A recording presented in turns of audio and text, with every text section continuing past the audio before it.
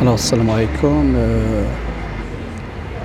Je vais vous présenter cette leçon de lecture. C'est la première dans le cadre de la séquence numéro 2 qui s'intitule La situation initiale et les mots perturbateurs. Donc, on va commencer par le premier gros morceau, la situation initiale. L'objectif de la séance, c'est de dégager les caractéristiques essentielles de la situation initiale d'une nouvelle policière. Je commence par la lecture du texte, du support. Notre nouvelle qu'on va étudier au fil du second trimestre, c'est La nuit du vampire de son auteur Joan Elche, tiré de La nuit du vampire, donc c'est le titre de l'œuvre, et puis tiré des nouvelles policières, ou bien de la collection Nouvelles policières au pluriel de Bigouden. Donc je vais commencer par la lecture du support, La nuit du vampire. Cette histoire se déroule le 25 décembre 2005. La nuit venait de tomber sur Cambry, un petit village du département du Finistère, dans la région Bretagne, en France, qui faisait historiquement partie du pays Bigouden. Alfred, revenu de l'hôpital de Conway, il conduisait prudemment sa voiture à proximité du cimetière à cause du brouillard gris qui traînait encore sur le sol. Il n'était pas seul, un étranger était assis à ses côtés, un homme d'une silhouette vague qui faisait sans doute de l'autostop cette nuit-là et qui avait suscité la compassion du chirurgien.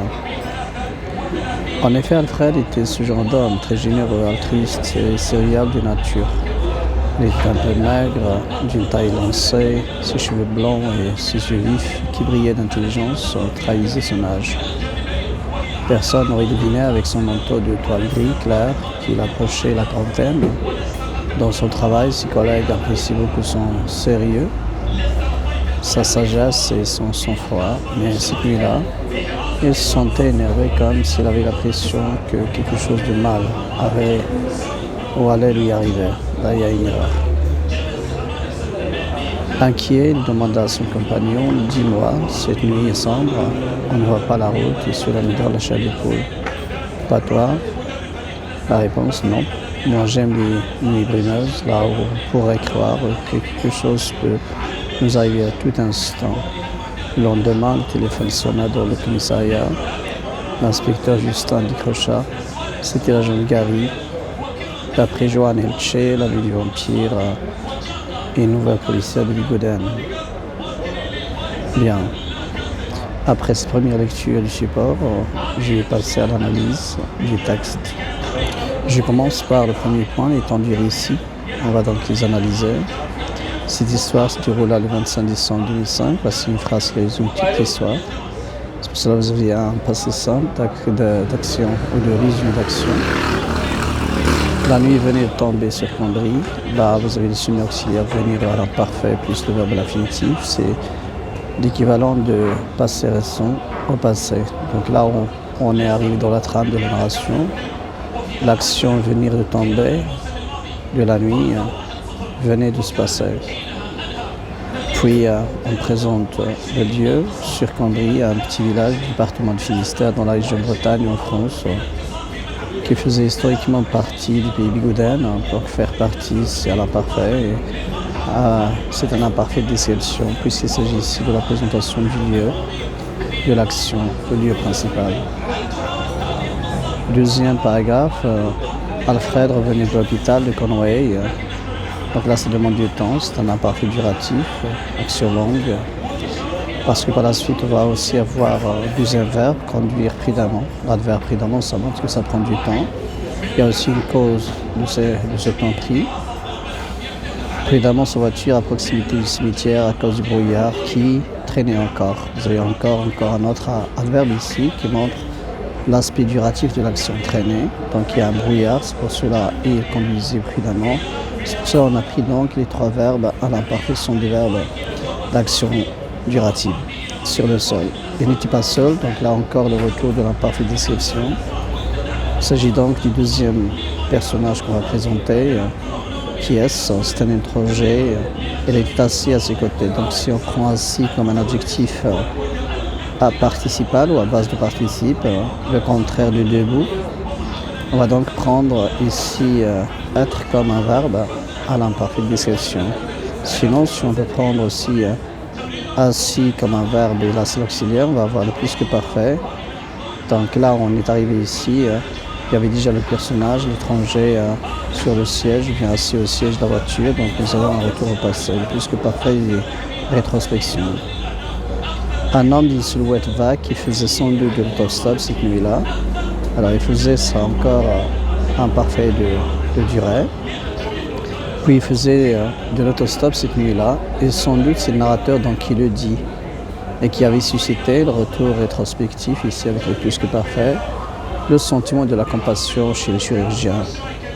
Puis directement après le deuxième paragraphe, nous allons voir en effet, bien sûr on va encore expliquer pourquoi ces outils dans le mouvement du texte, ces outils de liaison.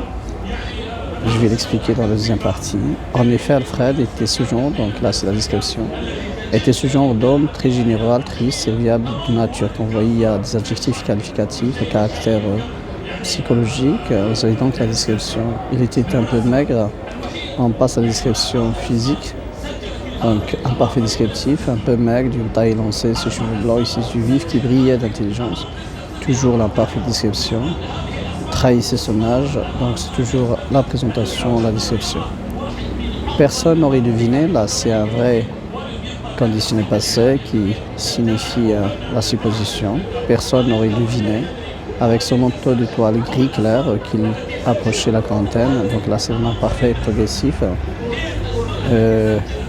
Pas bien aussi de la description, puisqu'il s'agit ici de présentation de l'âge. Dans son travail, ses collègues appréciaient beaucoup son sérieux. Là encore, c'est la description, parce qu'on va avoir des attributifs sérieux, collègue sérieux, voilà, le personnage sérieux, sa sagesse et son sang-froid. Mais cette nuit-là, il se sentait énervé, comme s'il avait l'impression que quelque chose de mal. Là encore, il y a une erreur, c'est pas va, mais allait lui arriver, c'est le contraire du passé récent. Là, c'est le futur proche au passé, pas avoir le futur proche du présent, ou proche du présent, de narration. Donc, puisque l'histoire est au passé, donc on va mettre le subjonctif auxiliaire allait conjuguer soit au passé simple, plus l'infinitif, ou bien l'imparfait plus l'infinitif, comme on a dans le premier exemple du passé récent. Donc, la phrase devait normalement être écrite ainsi, s'il avait l'impression, ou il avait l'impression que quelque chose de mal allait lui arriver, futur proche au passé, et là c'est de la description des sentiments. Puis le verbe introducteur au passé simple. Tous les verbes introducteurs sont au passé simple, à l'exception bien sûr d'une réplique qui sera une tirade, c'est-à-dire une longue tirade, on peut dire par exemple, il lui répondait lentement, on peut avoir l'imparfait dans le verbe introducteur. Mais généralement, puisque les paroles qu'on va dire qui sont dites sont très courtes, ça demande un petit laps de temps, donc on va voir le passé simple à chaque fois dans le verbe introducteur. Puis, dis-moi cette nuit sombre, donc pour les tirets, il s'agit de deux répliques, donc on a un discours direct et du coup nous allons avoir des temps simples, c'est-à-dire le temps normaux, le présent, de l'indicatif, passé composé, etc. Mais si jamais on voulait transformer par exemple la première phrase en discours indirect pour l'intégrer ici, on va voir Inquiet demanda à son compagnon de lui dire que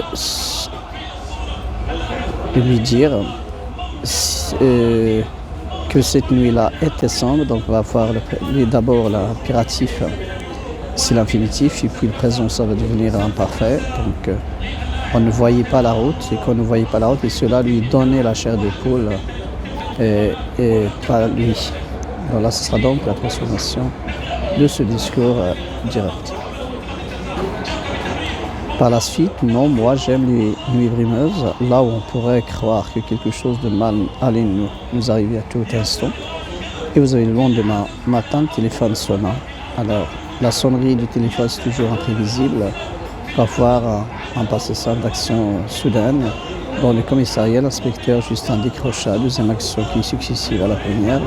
Il est brave, décrocha, et puis le retour de la parfaite description avec la présentation, le présentatif c'était l'agent Gary. Puis 3 fois de suspension, bien sûr, on va voir ici l'annonce de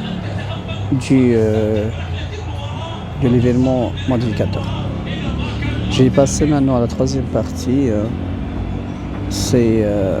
Alors, c'est le mouvement du texte. Donc nous avons dans la présentation ici, dans la première partie, la présentation des lieux, temps et personnages avec le vert. Donc il y a beaucoup de descriptions avec le vert ici. Et vous avez aussi cette couleur qui annonce les actions. Cette couleur en marqueur qui annonce le passé simple. Donc vous avez cette histoire, c'est le 25 décembre. La nuit venait tomber sur Cambry. Donc Cambry c'est quoi? C'est un village petit. Dans un département, c'est un peu grand. Et le département, c'est dans la région de Bretagne. Et cette région de Bretagne se trouve en France. Et France elle-même faisait partie du pays Bigouden. Donc on est dans une sorte d'emboîtement dans la présentation des lieux. Quand vous voyez, vous devez organiser la description, ou bien la présentation du lieu, soit du général au particulier, ou bien du particulier au général. Puis dans le deuxième paragraphe, nous allons voir l'action principale, c'est celle de conduire près du cimetière. Et là encore, avec le cimetière, ça connote la préparation de la peur, des ingrédients qui préparent l'élément perturbateur qu'on va avoir par la suite, parce que toutes ces parties, il est calme, mais en même temps calme, tout en préparant l'élément qui va venir après. Puis à cause du brouillard qui traînait encore sur le sol, il n'était pas seul. Donc on présente ici une bonne description, une description détaillée du personnage, le chirurgien, mais avec lui il y a un autre personnage. Le narrateur ne l'a pas présenté de manière claire et il a préféré de le présenter de manière vague parce que peut-être il pourrait bien être le criminel. Voyons un peu la description qu'il en fait. Un étranger tout assis à ses côtés, vous voyez bien, un homme d'une silhouette vague. Pourquoi avons-nous choisi cette présentation de ce personnage de cette manière? Parce qu'il allait jouer le rôle du criminel, qui faisait sans doute de l'autostop cette nuit-là. Vous avez qui avait suscité la compassion du chirurgien, là c'est le narrateur qui le dit. Puis directement, au début du paragraphe suivant, nous allons voir le coordonnant en effet, que nous avons déjà étudié dans les leçons de langue, et nous avons dit qu'en effet c'est une sorte de coordonnant qui assure une justification d'un A. Donc B qui après en effet doit être une justification de A. Alors qu'est-ce qui prouve que probablement et sûrement c'est la compassion que le chirurgien avait sentie quand il avait rencontré cet homme faisant de l'autostop, il l'avait transporté avec lui. Voici les justifications que le narrateur donne. En effet, Alfred était ce genre d'homme très généreux, altruiste, serviable. Ces trois adjectifs à caractère moraux ou à caractère moral montrent que véritablement c'était la compassion que le chirurgien avait sentie à l'égard de ce monsieur pour le transporter. Encore une autre chose, dans la présentation du lieu, nous avons dit qu'on est parti du particulier général. La même chose encore ici pour les portraits. On doit les organiser et on passe d'un portrait à un autre. On ne peut pas les mélanger.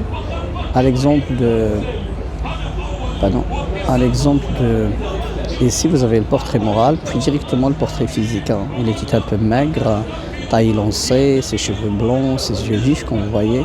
Donc on est passé du moral, le portrait moral, au portrait physique, qui brille d'intelligence. Parfois encore, on peut avoir un mélange de moral et de physique. Exemple des yeux, on peut lire dans les yeux de quelqu'un qu'il est intelligent.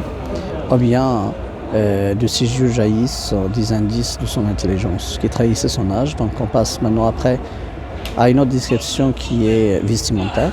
Personne n'aurait deviné avec son manteau de toile gris. Alors manteau de toile gris, ça montre ce qu'il a enfilé comme vêtement, qu'il a approché la quarantaine.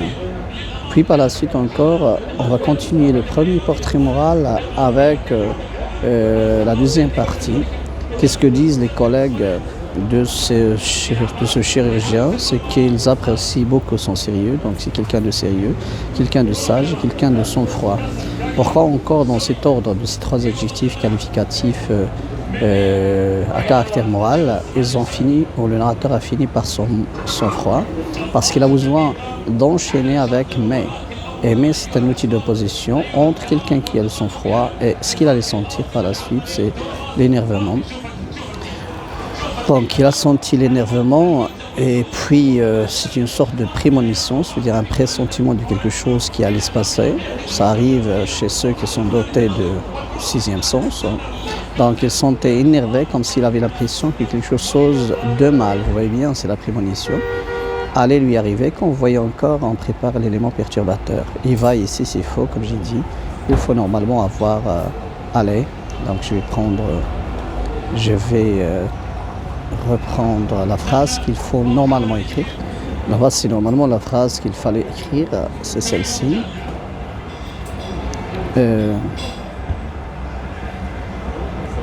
Pardon.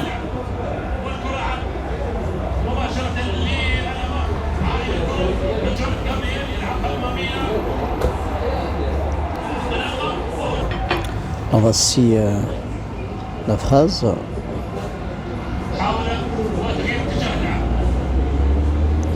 Donc voilà la phrase qu'il fallait normalement écrire. Il se sentait énervé, comme s'il avait l'impression que quelque chose de mal allait lui arriver. Et bien sûr, c'est une sorte de futur proche au passé, et ce futur proche il va s'avérer véridique ou vrai. Et par la suite, on va découvrir qu'il avait raison de se sentir énervé, même si normalement ses collègues apprécient son froid. C'est connu pour quelqu'un qui est très calme.